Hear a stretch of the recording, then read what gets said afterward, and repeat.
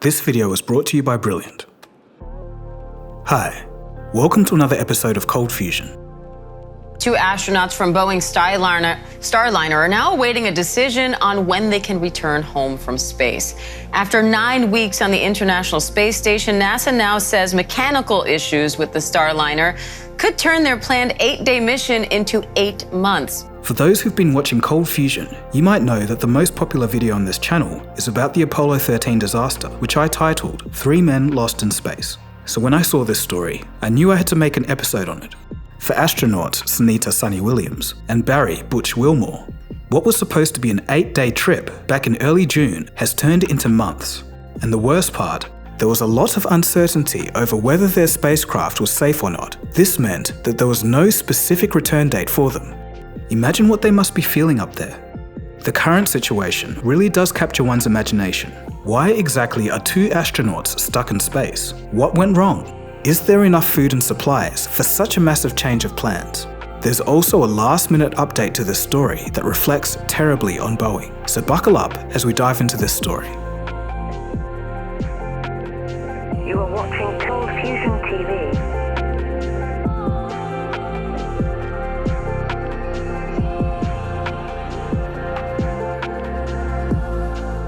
For those who don't know, the International Space Station is a large spacecraft that orbits the Earth, roughly at an average altitude of 400 kilometers. It's a collaborative space project between NASA, Russia's Roscosmos, the European Space Agency, Japan's Aerospace Exploration Agency, and the Canada Space Agency. Its purpose is to conduct scientific research in astrobiology, astronomy, meteorology, and more. Throughout the year, many missions take place in relation to the ISS. Whether it's cargo resupplying or scientific experiments, the route to the space station is often busy.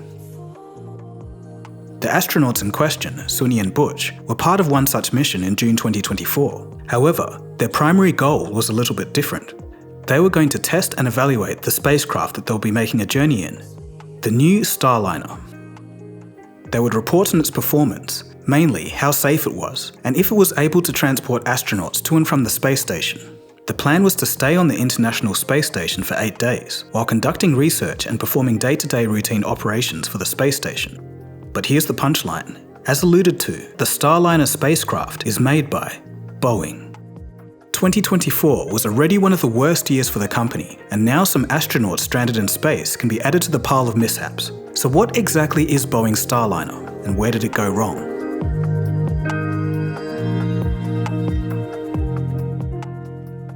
Almost 10 years ago, in September 2014, Boeing and SpaceX were chosen by NASA as the 2 companies to help develop transportation for astronauts to travel to and from the ISS and other low-orbit sites. By 2017, Boeing had won a $4.2 billion contract to complete and certify its Starliner class of spacecrafts. And SpaceX won a similar contract for its Dragon spacecraft, but was valued at less, $2.6 billion. The Starliner actually had some pretty competitive features. For example, it's a reusable vessel, meaning that it could potentially be used up to 10 times before requiring any refurbishment. Its capacity was 7 astronauts, or a mix of crew and cargo. It's also modular in essence, so it can be launched using other rockets like SpaceX's Falcon 9. So it's clear that NASA at the time valued Boeing's reliability and track record, particularly over SpaceX, who was more of a wild card than the established Boeing. Even 10 years ago, Boeing was still a reliable name in the industry, one of the best, from early contributions to space travel, to helping on the actual design of the International Space Station itself and its construction, to commercial space efforts. Boeing was always going to be the top choice for NASA. But that was then, and this is now. 2024 has seen Boeing's reputation absolutely drag through the dirt. But even before, there were a few warning signs that this mission may not be smooth sailing. The Starliner space capsule failed to reach the proper orbit during an unmanned test flight today, and there is concern that failure could leave the U.S. scrambling to get its astronauts into space. In 2019, the first unmanned test flight was unsuccessful due to a software issue. A second test flight in 2022 was a bit better, but there were issues with cooling and thruster systems, the latter a foreshadowing of what was to come. The current mission with Sunny and Butch is the first crewed test mission to the space station, and while it successfully reached the ISS and docked successfully, NASA would have likely been sorely disappointed with what happened next.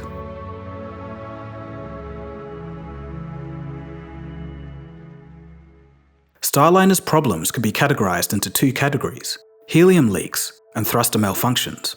The issues on the current mission started even before its launch. A helium leak was detected in the propulsion system due to a damaged seal. And after the spacecraft reached orbit, there were two more helium leaks identified, along with two smaller leaks post-docking.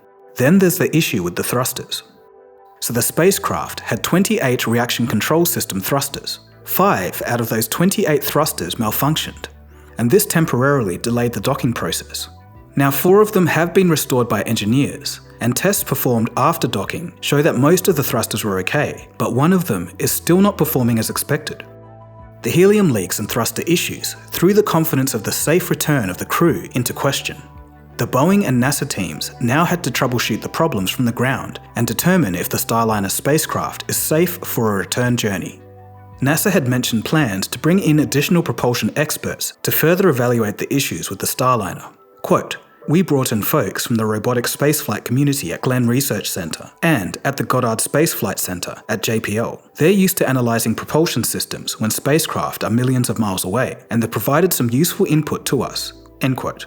That was Ken Bowersox, Associate Administrator for NASA's Space Operations Mission Directorate. With that being said, the two companies seem at odds. On August 7th, Boeing stated, quote, "We still believe in the Starliner's capability and its flight rationale. But NASA would say, yeah, we don't really agree."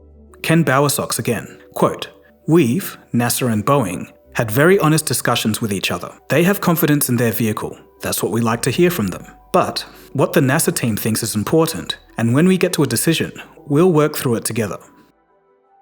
In an embarrassing twist, the agency had a contingency plan to bring the 2 astronauts back on a SpaceX spacecraft. NASA and Boeing engineers disagreeing, no consensus on whether or not they really understand what the problem is. So unless they really understand the problem, they may need to bring the crew back down on a SpaceX Dragon spacecraft. Of course, SpaceX has been flying Dragon to the ISS with astronauts for over 3 years. And just a last-minute update to this saga, I was already rendering this episode when the news broke.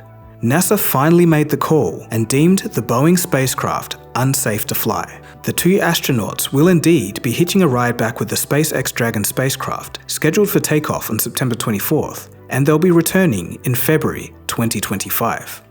The Dragon capsule has room for 4, but 2 of those seats will be empty, and that's in order to accommodate the 2 stranded astronauts. Meanwhile, the stricken Boeing Starliner will return back to Earth, unmanned. It seemed that NASA had little confidence in Boeing because the decision was unanimous. On the decision, Steve Stitch, the manager of NASA's Commercial Crew Program, would state, quote, "There was just too much uncertainty in the prediction of the thrusters.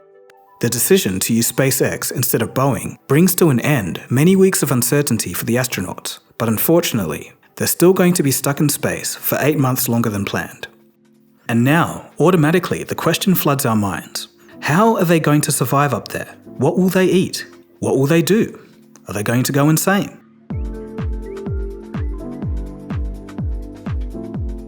For those familiar with space travel, or have watched a movie or 2 on the topic, you'd know that astronauts are trained specifically for scenarios like this. They go through rigorous training, a strict diet regimen, and various psychological tests to help them survive situations like this. But even then, prolonged stays in space pose significant physical and psychological challenges.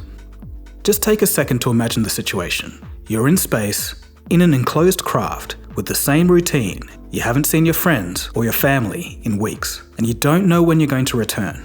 It sucks. But in terms of oxygen supply, the ISS is equipped with advanced technology and systems that recycles water from urine, sweat, and moisture, and then generates oxygen through electrolysis. Food is resupplied via cargo missions regularly, so that should take care of the essentials. As a side note, the International Space Station has multiple docking capabilities, and according to NASA, 8 spaceships can be connected to the space station at once. It's also known that extended time in microgravity can lead to muscle atrophy, bone density loss, cardiovascular changes, and much more. To mitigate that, astronauts are told to keep their recommended intake of food and water and exercise at least 2.5 hours per day to prevent muscle and bone loss. But what about their mental health? The recommendation is to maintain a daily work routine, stick to a schedule for sleep, exercise as needed, and perhaps most importantly, keep in touch with people from Earth. You can actually make a phone call directly to people on Earth using radio signals, and they also have Wi-Fi on the space station, but keep in mind that connection is relatively slow and doesn't quite operate the same way as it does on Earth. Luckily, there are other workers present in the ISS, so the two astronauts wouldn't be completely alone by themselves the entire time.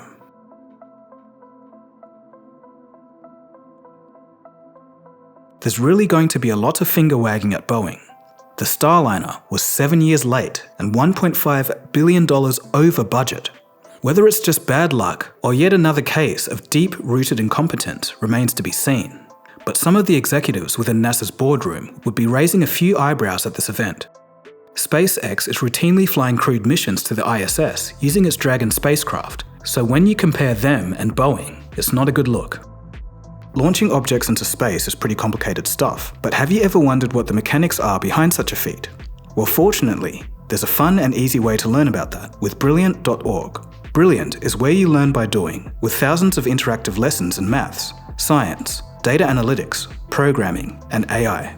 They have a course by Real Engineering which covers rocket physics, orbital mechanics, and much more. Each lesson on Brilliant allows you to play with concepts, a method proven to be 6 times more effective than watching lecture videos. Plus, all content on Brilliant is crafted by teachers, researchers, and professionals from MIT, Caltech, Duke, Microsoft, Google, and more. Learn at your own pace to brush up on a project for work or just for your own self-development and curiosity. To try everything Brilliant has to offer for a full 30 days, visit brilliant.org/ColdFusion.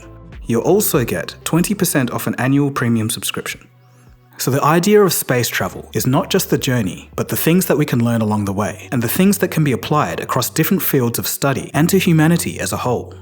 The current situation presents an incredible challenge, and while I'm sure that the agency will learn a lot from this exercise for future missions, it's critical that the 2 astronauts return safely.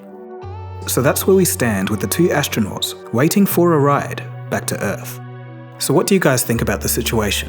In the context of growing concerns in their commercial airline business, what do you think Boeing can do to regain public trust? Some housekeeping once again. Part 2 of my collaboration with ABC Australia is now live on their channel. The second episode follows the current state of advanced scams and how to protect yourself. Check it out, it's pretty interesting. Alright, that's about it from me. My name is Dagogo, and thanks for watching, and I'll see you again soon for the next episode. Cheers guys, have a good one.